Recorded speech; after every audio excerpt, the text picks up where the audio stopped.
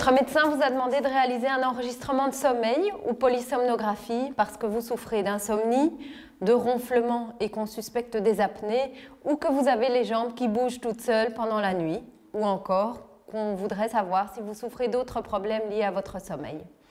Pour ça, nous devons effectuer un enregistrement complet de votre sommeil et nous vous demandons de passer une nuit à l'hôpital.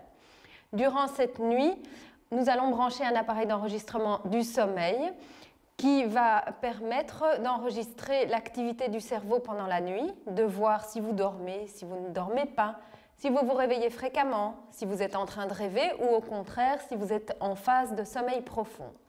Ça, on va le faire grâce à des capteurs qui se situent au niveau du cuir chevelu.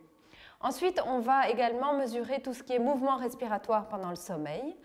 D'abord en mettant des petites lunettes à oxygène, donc des tuyaux dans votre nez pour pouvoir voir le flux d'air pendant que vous dormez, voir si ce flux d'air diminue, ce qu'on appelle une hypopnée, ou s'il s'arrête tout à fait, ce qu'on appelle une apnée. Et on va aussi mesurer, grâce à des ceintures placées au niveau du thorax et de l'abdomen, les mouvements respiratoires durant le sommeil. En parallèle, on va enregistrer le taux d'oxygène grâce à un petit capteur qui se trouve au niveau du doigt.